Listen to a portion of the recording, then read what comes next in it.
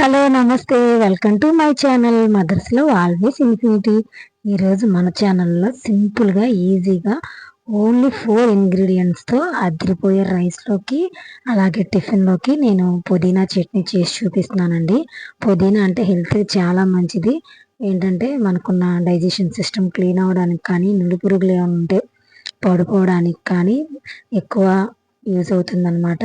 So పుదీనా అంటే బిర్యానీలోనే use చేస్తాం కదా, కానీ ఇలా చట్నీ చేసుకుంటే మాత్రం వేడి వేడి అన్నంలోకి అలాగే దోశ ఇడ్లీలోకి చాలా బాగుంటుంది. సింపుల్గా తక్కువ ఇంగ్రీడియంట్స్తో నేనైతే చూపించేస్తాను. సో ఫాలో అయిపోదామా? అయితే వెళ్ళిపోదాం వీడియోలోకి. ఫస్ట్ నేను ఒక 2 కట్టలు పుదీనా తీసుకొని ఒలుచుకొని శుభ్రంగా క్లీన్ చేసుకొని పక్కన పెట్టేసుకున్నా.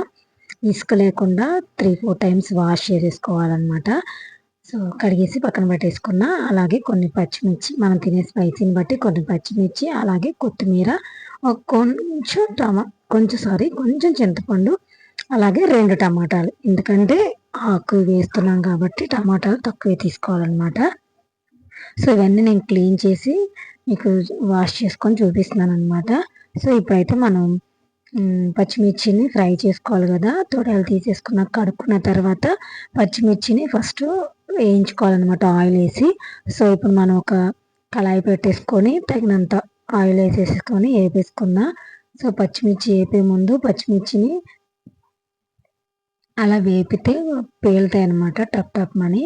సో లేదా చిన్న ఘాటు కానీ లేదంటే ఇరుపుకుంటే సరిపోతుంది. నేనైతే ఇరిచేసాను అనమాట. అలా ఇరిచేసేసి కొంచెం ఒక 3 టేబుల్ స్పూన్ ఆయిల్ వేస్తే సరిపోతుంది. వేసేసి కొంచెం మూత పెట్టేసుకొని ఫ్రై చేసేసుకోవాలన్నమాట. కొంచెం కలర్ చేంజ్ అయిపోయిందాక.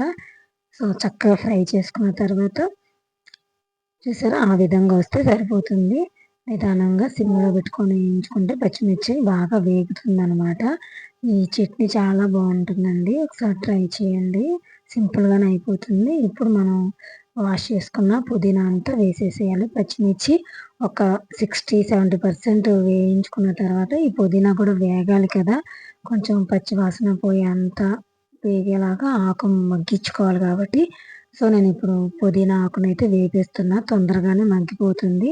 చక్క సిమ్లో పెట్టేసి మూత పెట్టేసుకుంటే చక్కగా కుక్ అవుతుంది అనమాట. పుదీనాలో వాటర్ ఏం రాదనమాట, పుదీనాలో వాటర్ లెవెల్ ఉండదు కాబట్టి. సో చూసారా, ఆయిల్లోనే మనం ఫ్రై చేసుకోవాలి. కొంచెం మధ్య మధ్యలో తిప్పుకుంటా పైకి కిందకి వేయించుకుంటే సరిపోతుంది అనమాట. సో ఈ ఆకు కూడా వేయించిన తర్వాత మనం కొత్తిమీర కట్ చేసి పెట్టుకున్నాం కదా, అది కూడా వేయించేసుకోవాలి. కొత్తిమీరను కూడా వేసి వేయించేద్దాము. తక్కువగా అయిపోతుందండి, చాలా తక్కువ టైంలో అయిపోతుంది అనమాట. సో ఈ కొత్తిమీరను కూడా మనం ఫ్రై చేసేసుకుంటే ఇప్పుడు 3 ఇంగ్రీడియంట్స్ ఈవెన్గా ఫ్రై అవుతాయి అన్నమాట. సో ఏది ఫస్ట్ వేయించుకోవాలనేది ప్రాసెస్ చక్కగా ఫాలో అయితే ఈజీగా అయిపోతుంది. సో చూసారా, ఆల్రెడీ కొత్తిమీర పుదీనా చక్కగా మగ్గిపోయాయి. ఇంకొంచెం సిమ్లో పెట్టేసుకొని మూత పెట్టేసుకొని ఒక 5 మినిట్స్ 10 మినిట్స్ ఉంచిన తర్వాత అవి వేగిన తర్వాత ఇప్పుడు మనం కట్ చేసి పెట్టుకున్న, సో ఇప్పుడు మనం తీసుకున్న టమాటాలు కూడా కొంచెం సైజు పెద్దగానే పర్లేదు, మగ్గిపోతాయి కాబట్టి కట్ చేసేసుకొని ఈ టమాటాలను కూడా దాంట్లో వేసేసి చక్కగా మూత పెట్టేసుకొని ఫ్రై చేసుకుంటూ ఉండాలి. తిప్పుకుంటా ఫ్రై చేసుకుంటూ ఉండాలన్నమాట. ఎక్కువ మగ్గాల్సిన అవసరం అయితే ఏం లేదు. కొంచెం టమాటా మెత్తబడితే సరిపోతుంది సాఫ్ట్గా. కొంచెం కంటితో అలా చితుక్కుంటా మూత పెట్టేసుకుంటా మగ్గబెట్టేసుకుంటే సరిపోతుంది. సో నేను చూపిస్తున్నాను కదా, అలా తిప్పుకుంటా వేయించుకుంటూ ఉంటే సరిపోతుంది అనమాట. ఇంక మనం వేయాల్సిన చింతపండు కొంచెం అనమాట. చింతపండు వేసి వేయించాల్సిన అవసరం లేదు, అలా పెట్టేస్తే ఆ వేడికి మగ్గిపోతుంది. సో అలా వేడికి అంతా మగ్గిపోయిన తర్వాత చల్లారనివ్వాలి. మిక్సీ పట్టాలంటే చల్లారాలి కదా. సో చల్లారిన తర్వాత మనం ఇదంతా మిక్సీ పట్టేసేసుకొని తాలింపు వేసేసుకుంటే మనకి పుదీనా చట్నీ రెడీ అయిపోతుంది అనమాట. సో ఇప్పుడు అంతా చూపిస్తున్నాను, మగ్గిపోయింది. ఇప్పుడు మనం అంతా చల్లారిపోయింది అనమాట. నేను ఇప్పుడు మిక్సీ పడుతున్నాను. సో ఇదంతా మనం మిక్సీలోకి ట్రాన్స్ఫర్ చేసుకోవాలి. సో పుదీనా చట్నీ పట్టేటప్పుడు ఇదంతా ఆరిపోయినాక మిక్సీలో కొన్ని చిన్నులపాయలు వేసుకోవాలి, తగినంత ఉప్పు, అలాగే జీలకర్ర. పచ్చడికి ఎప్పుడైనా సరే చిన్నులపాయ జీలకర్ర అనమాట మంచి ఫ్లేవర్ ఎరోమా టేస్ట్ని ఇచ్చేది. సో అవి వేసుకున్న తర్వాత ఇవి కూడా దాంట్లో మిక్సీలో వేసేసుకొని మరి మనం తినేదాన్ని బట్టి కొంతమంది సాఫ్ట్గా బాగా మెత్తగా చేసుకుంటారు. కొంచెం బరకగా పట్టుకుంటే బాగుంటుంది. ఇంకా రోట్లో దంచుకుంటే అయితే ఇంకా చెప్పాల్సిన అవసరం లేదు. ఆ టేస్టే వేరుగా ఉంటుంది.